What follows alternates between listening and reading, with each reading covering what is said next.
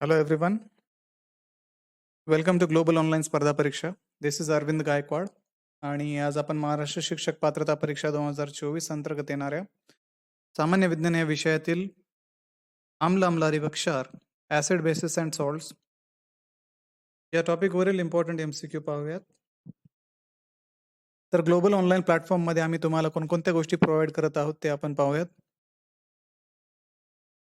आम्ही तुम्हाला महाटीईटी 2024 कोर्समध्ये डेली लाईव्ह लेक्चर्स, संपूर्ण अभ्यासक्रमावर आधारित व्हिडिओ लेक्चर्स, संपूर्ण अभ्यासक्रमाच्या नोट्स, 50 पेक्षा अधिक मॉक टेस्ट आणि संपूर्ण अभ्यासक्रमावर आधारित MCQ प्रोव्हाइड करत आहोत. तर हा कोर्स जॉईन करण्यासाठी तुम्ही डाउनलोड करू शकता ग्लोबल ऑनलाईन ॲप किंवा खाली दिलेल्या नंबरवरती कॉन्टॅक्ट करू शकता. तर आजचा सेशन सुरू करूयात. याच्यामध्ये पहिला जो प्रश्न आहे तो आहे टोमॅटोमध्ये कोणते आम्ल असते? Which acid is present in tomato? Option दिलेले आहेत citric acid, boric acid, lactic acid आणि हायड्रोक्लोरिक ॲसिड. तर लक्षात घ्या याच्यामध्ये जे आम्ल दिलेले आहेत हायड्रोक्लोरिक ॲसिड हे सिंथेटिक नेचरचं आहे म्हणजे मानवनिर्मित आहे. लॅक्टिक ॲसिड हे दह्यामध्ये प्रेझेंट असतं. बोरिक ॲसिड ही सिंथेटिक आहे. आणि ऑप्शन ए किंवा अ जो आहे सायट्रिक ॲसिड तो याचं योग्य उत्तर आहे. सायट्रिक ॲसिड हे टोमॅटोमध्ये त्याच्यानंतर संत्र्यामध्ये आणि लिंबामध्ये प्रेझेंट असतं. तर लक्षात ठेवा सायट्रिक ॲसिड. त्याच्यानंतर प्रश्न असाही विचारला जाऊ शकतो की लॅक्टिक ॲसिड कुठल्या फूडमध्ये किंवा अन्नामध्ये प्रेझेंट असतं? तर लॅक्टिक ॲसिड हे दह्यामध्ये प्रेझेंट असतं. तर नेक्स्ट MCQ पाहूयात. खालीलपैकी तीव्र आम्ल कोणते? ऑप्शन्स दिलेले आहेत HCl ज्याचा pH 1 आहे. त्याच्यानंतर CH3COH म्हणजे ॲसिटिक ॲसिड. त्याच्यानंतर लिंबाचा रस त्याला आपण सायट्रिक ॲसिडही असं म्हणतो. त्याच्यानंतर शुद्ध दूध. तर त्यांचे pH दिले आहेत समोर. एक लक्षात ठेवा pH जेवढा कमी तेवढं ते ॲसिड तीव्र किंवा तेवढं आम्ल ते तीव्र.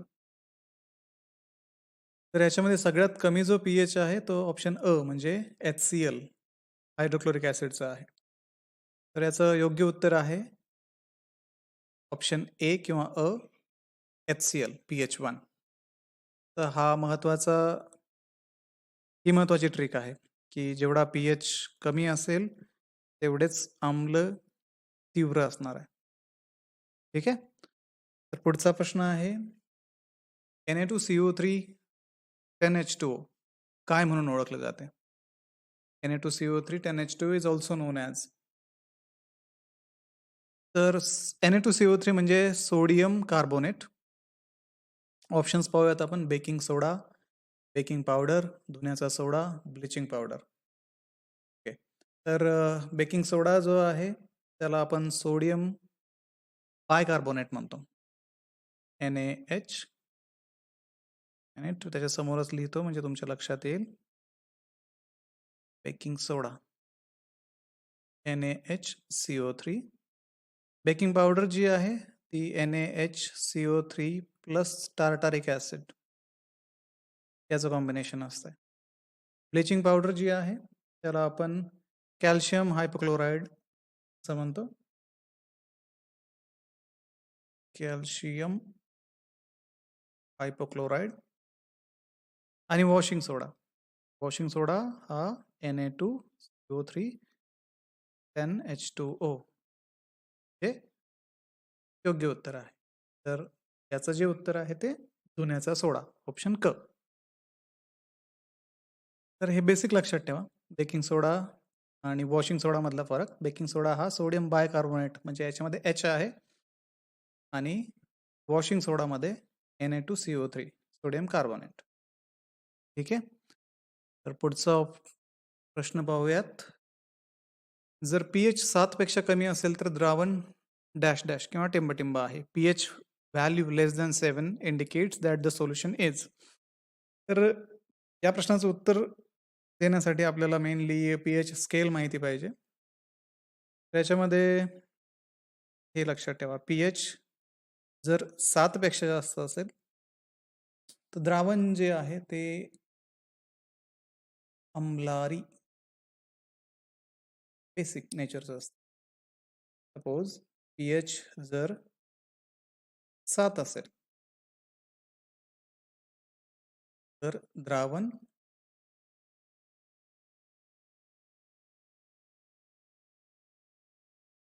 उदासीन किंवा न्यूट्रल म्हणतात. जर pH 7 पेक्षा कमी असेल तर द्रावण हे आम्लधर्मी असते, हे ऍसिडिक नेचरचं असतं. तर pH वरनं आपण त्यांचं क्लासिफिकेशन करू शकतो, अम्लारी, उदासीन आणि आम्ल. तर याच्यामध्ये प्रश्नामध्ये विचारलंय की जर pH 7 पेक्षा कमी असेल तर द्रावण pH 7 पेक्षा कमी आहे, हेच द्रावण जे असणार आहे ते आम्ल असणार आहे. मग याचं जे योग्य उत्तर आहे ते ऑप्शन ए अम्लारी हे आहे, सॉरी आम्ल आहे. नेक्स्ट प्रश्न आहे क्वेश्चन 5. रेड ऑक्साइडचे रासायनिक सूत्र डॅश डॅश आहे. The chemical formula of red oxide is dash dash. तर आता जे ऑप्शन दिले आहेत ते आपण पाहूयात. सोडियम हायड्रॉक्साइड, याला आपण सोडियम हायड्रॉक्साइड म्हणतो, NaOH, किंवा त्याला आपण कॉस्टिक सोडा पण म्हणतो. त्यानंतर HCl हे आहे हायड्रोक्लोरिक ऍसिड, हायड्रोक्लोरिक आम्ल. Fe2O3 is a ferrous oxide. CuSO4 त्याला आपण कॉपर सल्फेट. तर कॉपर सल्फेटचं दुसरं जे नाव आहे ते ब्ल्यू विट्रिऑल असंही म्हणतात, निळं विट्रिऑल, कारण त्याचा रंग निळा असतो म्हणून त्याला ब्ल्यू विट्रिऑल म्हणतात. तर याच्यामध्ये जे Fe2O3 आहे, फेरस ऑक्साइड, त्याला रेड ऑक्साइड म्हणतात. कारण आपण पाहिलंय जिथे कन्स्ट्रक्शनचे कामं चालू असतात किंवा जिथे फॅब्रिकेशनचे कामं चालू असतात, लोखंडाचे कामं, तर तिथे त्याच्यावरती गंज चढू नये म्हणून फेरस ऑक्साइडची लेअर देतात, त्याला आपण रेड ऑक्साइडही म्हणतो. तर याच्यामध्ये जो योग्य पर्याय आहे तो सी किंवा क, Fe2O3 is a red oxide. पुढचा प्रश्न आहे प्रश्न number 6. Lactic acid dash dash मध्ये असते. Lactic acid present in dash dash. जसं की आपण पहिल्याच टॉपिकमध्ये पहिल्याच MCQ मध्ये पाहिलं, टोमॅटोमध्ये सायट्रिक ऍसिड असते. त्यावेळेस तुम्हाला सांगितलं होतं की क्वेश्चन जो आहे तो असाही येऊ शकतो की बाबा लॅक्टिक ऍसिड कशामध्ये असते. तर मग तुम्हाला आठवतच असेल, संत्रा मी सांगितलं होतं सायट्रिक ऍसिड साठी. चहा हे मिश्रण आहे किंवा मिक्सचर आहे, त्याच्यामध्ये दूध आणि पाण्याचं मिक्सचर आहे, आपल्याला माहिती आहे. त्याच्यामध्ये कुठल्याही प्रकारचा ऍसिड किंवा बेस आपण ऍड करत नाही. त्याच्यानंतर विनेगर लक्षात ठेवा, विनेगर हे 5% सोल्युशन असतं ऍसिडचं. कुठल्या ऍसिडचं? CH3COOH, म्हणजे ऍसिटिक ऍसिड. ऍसिटिक ऍसिड जे आपण खाण्यामध्ये वापरतोय. तर ऑप्शन क आहे किंवा सी ऑप्शन, त्याच्यामध्ये दह्यामध्ये लॅक्टिक ऍसिड असतं. लॅक्टिक ऍसिड बनवण्याचं काम जे होतं ते दह्यामध्ये लॅक्टोबॅसिलस म्हणून बॅक्टेरिया असतात, ते लॅक्टिक ऍसिड बनवण्याचं काम करतात. तर योग्य पर्याय कर्ड किंवा दही हा आहे. पुढचा प्रश्न पाहूयात आपण, प्रश्न क्रमांक 7. आता प्रश्न जो आहे, शेतकरी जमिनीवरील अंमलाचा प्रभाव कमी करण्यासाठी कशाचा वापर करतात? तर ज्यावेळेस खतांचा बेसुमार वापर होतो त्यावेळेस जमिनीची जो पीएच आहे तो किंवा सामू जो आहे तो कमी होतो. आणि जसं आपण पाहिलंय, कमी सामू होणं म्हणजेच जमीन ऍसिडिक किंवा आम्लधर्मी होणं. आणि अशा जमिनीमध्ये जी उत्पादकता आहे ती कमी होते. आणि कुठलंही जे पीक आहे ते पर्टिक्युलर एकाच पीएचला किंवा पीएच रेंजला, पीएच 7 to 8 असेल किंवा 6 to 8 असेल, या पीएच रेंजमध्ये पिकाला त्याचा सामू किंवा मातीचा पीएच लागतो. तर ज्यावेळेस पीएच कमी होतो जमिनीचा, त्यावेळेस त्याचा पीएच ॲडजस्ट करण्यासाठी आपल्याला जर पीएच कमी झाला असेल, पीएच ॲडजस्ट करण्यासाठी आपल्याला त्याच्यामध्ये पीएच जास्त असणारं जे कंपाऊंड आहे किंवा जे खत आहे ते ॲड करावं लागेल. तर याच्यामध्ये आपण पाहूयात बेकिंग सोडा. बेकिंग सोडा हा बेसिक आहे, नो डाऊट हा अंमलारी आहे. बट त्याची कॉस्ट जी आहे ती बेअरेबल नाही, कारण तो महाग आहे. कॉस्टिक सोडा एक पुढचा ऑप्शन आहे. तर कॉस्टिक सोड्यामध्ये सोडियम हायड्रॉक्साईड हा स्ट्रॉंग अल्कली म्हणजे स्ट्रॉंग तीव्र अंमलारी आहे. तीव्र अंमलारी आपण डायरेक्टली मातीमध्ये यूज नाही करू शकत. त्याच्यामुळे जे सूक्ष्मजीव असतील मातीमधले ते दगावू शकतात. त्याच्यामुळे माती अजून नापीक होऊ शकते. त्याच्यानंतर दुसरं आहे जिप्सम. काही ठिकाणी जिप्समचाही जमिनीमध्ये वापर करतात, पण त्याला पीएच बॅलन्सिंगसाठी करतात. आणि जो ऑप्शन ए आहे तो स्लेक्ड चुना किंवा स्लेक्ड लाईम. तर स्लेक्ड लाईम जो आहे तो कॅल्शियम ऑक्साईड म्हणून त्याचं सूत्र आहे CaO. तर ज्यावेळेस जमीन शारपड होते का जमीन आम्लधर्मी होते, त्याच्यामध्ये ज्यावेळेस आपण बेस किंवा आम्लारी यूज करू त्यावेळेस त्याच्यामध्ये जी होणारी रिॲक्शन आहे ती अशी असेल, ॲसिड प्लस बेस, त्याच्यामधून आपल्याला मिळतं सॉल्ट आणि वॉटर. ॲसिड प्लस बेस म्हणजे आम्ल अधिक आम्लारी, त्यामध्ये मिळतो आपल्याला क्षार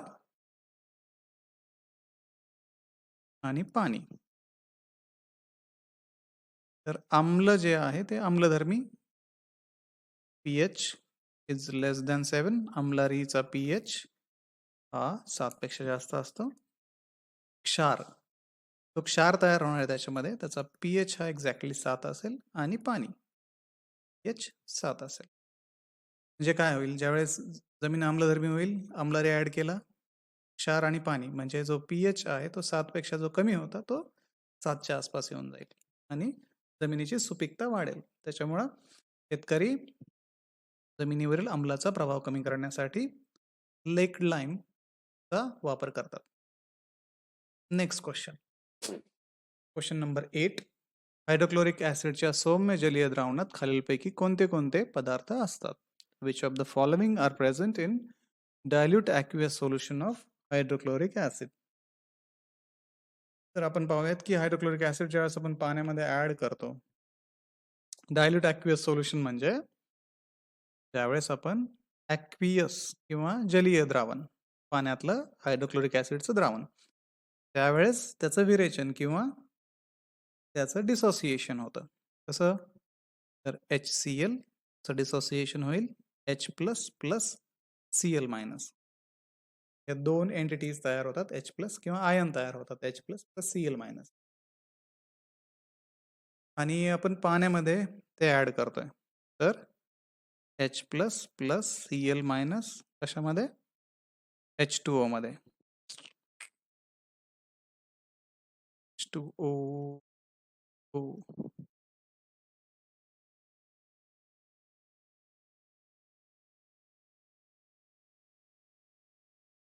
ओके, H2O.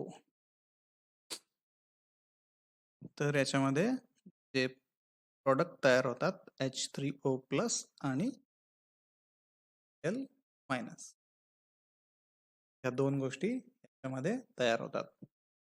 जे हा जो H प्लस आहे तो या H2O मध्ये ऍड होऊन H3O प्लस बनतो आणि हा Cl minus as it is शिल्लक राहतो.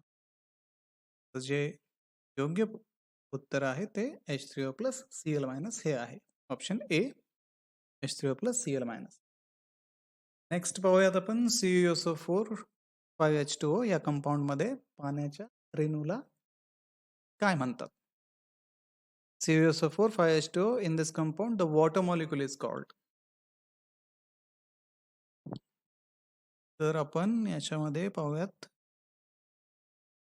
Water of crystallisation. पहिले वॉटर ऑफ क्रिस्टलायझेशन किंवा स्फटिक जल. तर CuSO4 किंवा कॉपर सल्फेट जे आहे त्याला आपण ब्ल्यू विट्रिऑल पण म्हणतो. हे क्रिस्टल आहे. क्रिस्टलाइन स्ट्रक्चर आहे. जसं मिठाचं स्ट्रक्चर असेल किंवा साखरेचं स्ट्रक्चर असेल त्या टाईपमध्ये याचं नेचर आहे. मग त्याचे क्रिस्टल किंवा स्फटिक बनतात. तर या स्फटिकांमध्ये या स्फटिकांच्या संरचनेमध्ये पाण्याचे रेणू अडकलेले असतात. त्यालाच आपण वॉटर ऑफ क्रिस्टलायझेशन किंवा स्फटिक जल असं म्हणतो. तर मग कॉपर सल्फेटचं ज्यावेळेस एक रेणू असेल त्यावेळेस त्याच्यासोबत 5 पाण्याचे रेणू प्रेझेंट असतात. म्हणून याचं जे उत्तर आहे ते स्फटिक जल किंवा वॉटर ऑफ क्रिस्टलायझेशन आहे. नेक्स्ट जो क्वेश्चन आहे क्वेश्चन नंबर 10. खालीलपैकी कोणत्या क्षारांमध्ये स्फटिक जल नसते? Which of the following salts does not contain water of crystallization? तर आत्ताच आपण पाहिलं होतं ब्ल्यू विट्रिऑल. तर ब्ल्यू विट्रिऑल मध्ये ऑलरेडी NH2O प्रेझेंट आहेत किंवा 10 वॉटर मॉलिक्यूल आहेत. त्याच्यामुळे हे ऑप्शन नाहीये. त्याच्यानंतरचा दुसरा जो ऑप्शन आहे तो बेकिंग सोडा. त्याच्यानंतर धुण्याचा सोडा, जिप्सम. तर जिप्सम मध्ये 2 पाण्याचे रेणू असतात. धुण्याच्या सोड्यामध्ये 10 पाण्याचे रेणू असतात. बेकिंग सोडा जो आहे बेकिंग सोडामध्ये पाण्याचे रेणू नसतात. इथे 5 H2O असतात. माफ करा मी 10 म्हटलं, 5 H2O असतात.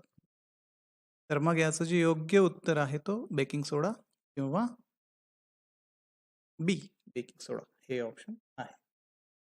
पुढचा प्रश्न आपण पाहूयात. प्रश्न क्रमांक 11. An aqueous solution turns the red litmus solution blue.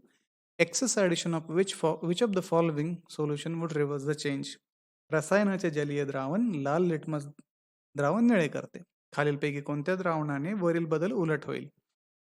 त्याच्यामध्ये लक्षात ठेवण्याची गोष्ट आहे ज्यावेळेस लिटमसचे द्रावण आपण म्हणतो. लिटमसचे द्रावण म्हणजे एक असे द्रावण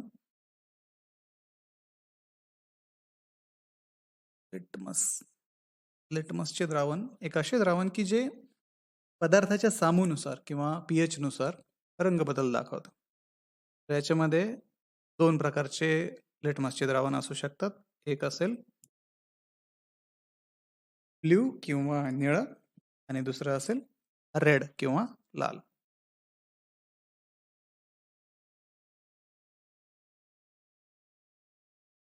ब्ल्यू, दुसरा ऑप्शन आहे रेड.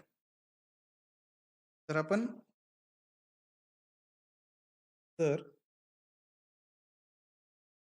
ब्ल्यू लिटमस मध्ये आम्ल ऍड केलं तर त्याचा रंग जो आहे तो रेड होतो. त्याच्यानंतर जर आपण रेड मध्ये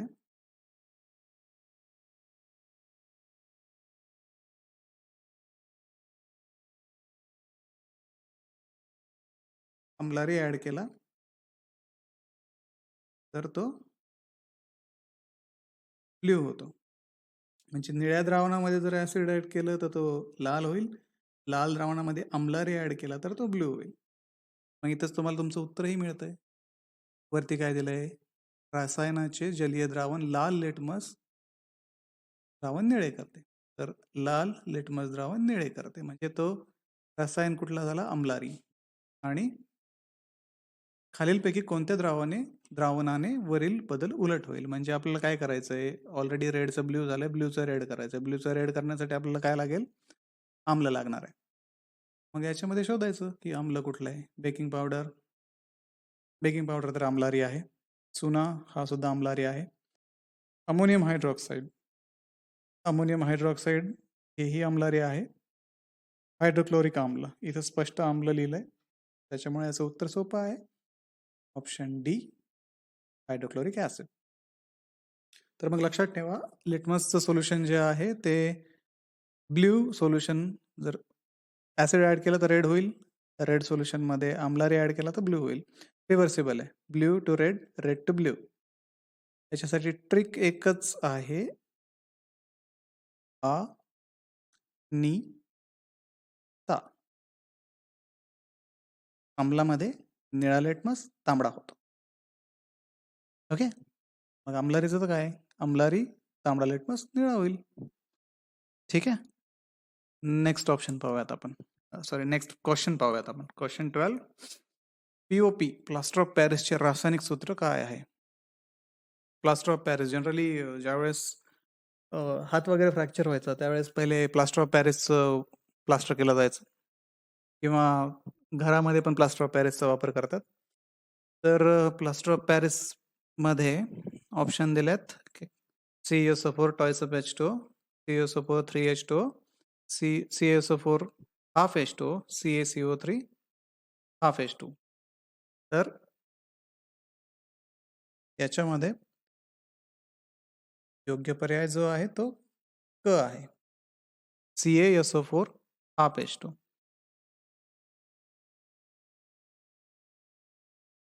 नेक्स्ट क्वेश्चन, टेस्ट ट्यूब मधील आम्लारी द्रावणात आम्लाचे द्रावण मिसळल्यास काय होते? टेस्ट ट्यूब म्हणजे परीक्षा नळी. What happens when a solution of an acid is mixed with a solution of base in a test tube? याचं जे उत्तर असेल ते आपण काढूयात. तर टेस्ट ट्यूब मध्ये दिला आहे आम्लारी,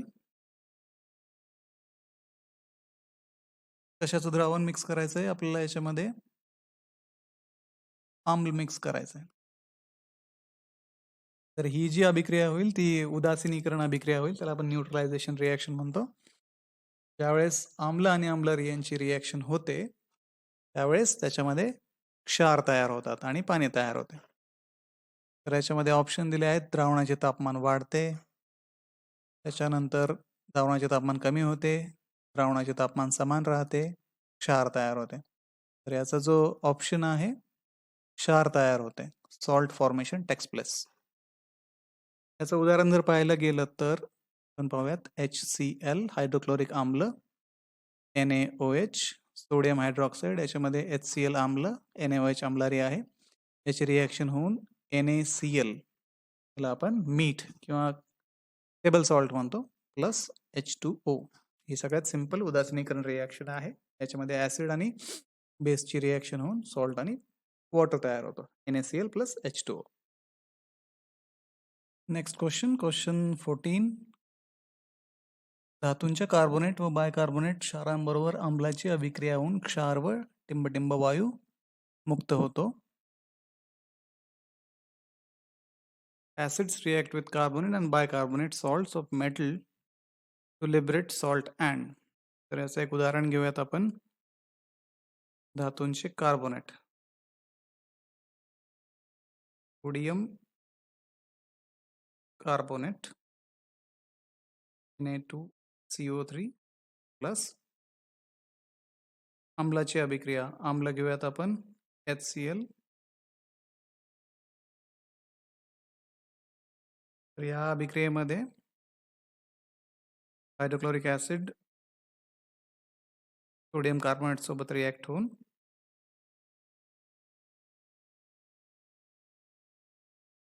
twice of NaCl plus CO2 carbon dioxide हा गॅस बनवेल.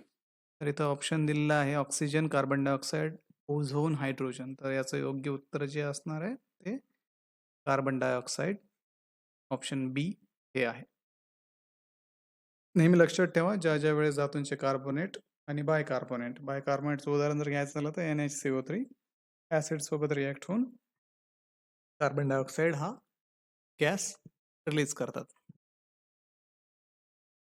नेक्स्ट प्रश्न आहे प्रश्न 15, जेव्हा आम्लारी व धातूंची अभिक्रिया होते तेव्हा ते क्षार तयार करते आणि हायड्रोजन वायू बाहेर पडतो. हायड्रोजनची उपस्थिती कोणत्या पद्धतीद्वारे शोधली जाऊ शकते? तर हायड्रोजनचं कन्फर्मेशन करण्यासाठी आपल्याला हे माहिती पाहिजे की हायड्रोजन हा ज्वलनशील वायू आहे, म्हणजे तो पेट घेतो. तर त्याच्यामध्ये जो ऑप्शन दिलेला आहे जळत्या मेणबत्तीने, तर आपण त्याला बर्न करून किंवा मेणबत्तीने त्याला कन्फर्म करू शकतो की हा वायू पेट घेतोय का. त्याच्यामध्ये जे उत्तर असणार आहे ते जळत्या मेणबत्तीने हे असणार आहे. पुढचा प्रश्न, खालील प्रतिमा पीएच स्केलवर 4 सोल्युशन्सची पीएच दाखवते. यापैकी कोणते द्रावण अल्कधर्मी आहे? तर आपण ऑलरेडी पाहिलेलं आहे. अल्कधर्मी म्हणजेच आम्लधर्मी होय. तर याच्यामध्ये पाहूयात pH 7 okay. PH 1 to 14 scale दिलेला आहे. 1 पासून 14 पर्यंत. नेहमी लक्षात ठेवा की 7 जे आहे ते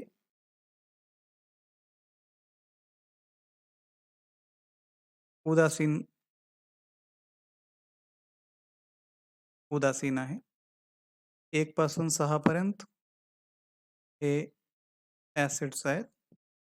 8 पासून 14 पर्यंत हे बेसेस आहेत. आम्ल, आम्लारी आणि न्यूट्रल उदासीन. तर पाहूयात आपण याच्यामध्ये ए जे सोल्युशन आहे किंवा द्रावण आहे त्याचा पीएच 5 आहे. बीचं 7 आहे. सीचं 9, डीचं 12. डी हा बेस असेल, सी हाही बेस असेल, बी जो आहे तो न्यूट्रल किंवा उदासीन असेल, ए हा ऍसिड असेल. तर आपल्याला विचारलंय कोणते द्रावण अल्कधर्मी आहे.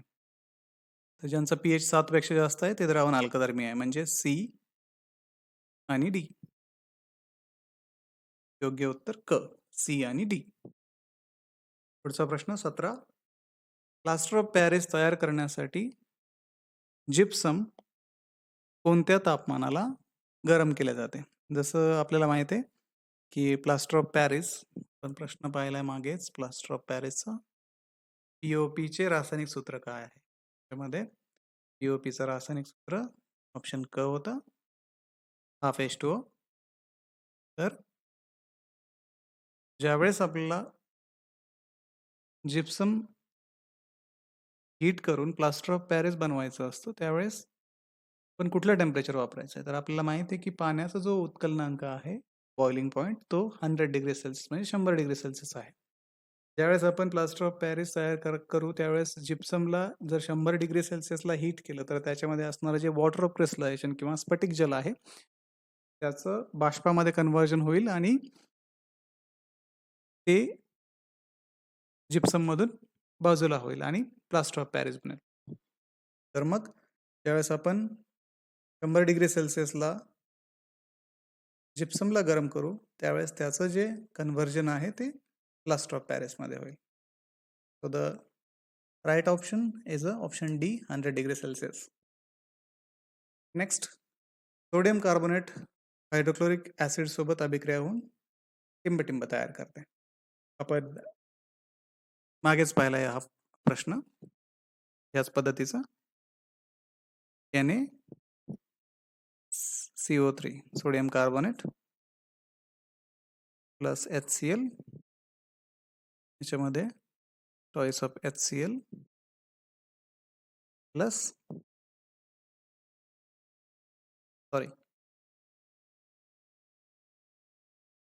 Choice of NaCl plus CO2. हे दोन प्रोडक्ट बनतील.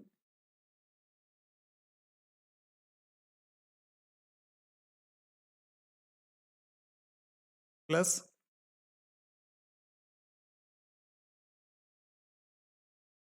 H2O तेही त्याच्यामध्ये बनेल कारण ही उदासीन अभिक्रिया आहे. सोडियम कार्बोनेट बेस आहे, हायड्रोक्लोरिक ऍसिड ऍसिड आहे, क्षार, कार्बन डायऑक्साईड आणि वॉटर. तर याचा जो उत्तर आहे तो वरील सर्व, ऑल ऑफ दीज. नेक्स्ट, चिंचेमध्ये कोणते आम्ल असते? तर याचे उत्तर जे दिले आहेत ते सायट्रिक ऍसिड आपण पाहिलं टोमॅटोमध्ये, लिंबामध्ये, संत्र्यामध्ये असणार आहे. लॅक्टिक ऍसिड दह्यामध्ये असते. ऑक्झॅलिक ऍसिड टोमॅटोमध्ये काही प्रमाणामध्ये असतं. तर मग पर्याय ए जो आहे टार्टारिक ऍसिड, तर हे चिंचेमध्ये प्रेझेंट असतं. So the right option is A, tartaric acid. शेवटचा जो प्रश्न आहे तो सामू मोजण्याची सर्वात अचूक पद्धत म्हणजे? सामू म्हणजे पीएच. पीएच मोजण्यासाठी आपण वेगवेगळ्या गोष्टींचा वापर करू शकतो, पण आपल्याला सर्वात अचूक विचारलंय म्हणजे आपल्याला ऍक्च्युअल करेक्ट आन्सर लागेल याच्यामध्ये, ते सामू मोजण्यामध्ये. तर कागदी दर्शक पट्टिका म्हणजे आपण त्याला पीएच पेपर असं म्हणतो. तर याच्यामध्ये फक्त कलर चेंज आपण जसं लिटमसचं द्रावण पाहिलं होतं त्या टाईपमध्ये फक्त याच्यामध्ये कलर चेंज दाखवतात. एक्झॅक्ट आपल्याला पीएच जो आहे तो व्हॅल्यूमध्ये नाही दाखवता येत. एक अंदाज घेता येतो. वैश्विक द्रावण ही तसंच आहे, युनिव्हर्सल इंडिकेटर म्हणतो आपण. जे ॲसिड किंवा बेस किंवा ॲसिड ॲड केल्यानंतर एक कलर, बेस ॲड केल्यानंतर एक कलर, असे कलर दाखवतात. त्याच्यानंतर संश्लिष्ट द्रावण किंवा दर्शक त्याला आपण सिंथेटिक इंडिकेटर म्हणतो. तेही कलर चेंज करून फक्त पीएच दाखवतात. एक्झॅक्ट व्हॅल्यू आपल्याला कळत नाही. पण साममापक किंवा पीएच मीटर जे आहे ते जसं थर्मामीटर असतं तसं साममापक असतंय. साममापक आपल्याला योग्य आणि अचूक जी रीडिंग आहे ते दाखवतं. तर याचं करेक्ट आन्सर जे असणार आहे ते पीएच मीटर साममापक हे आहे.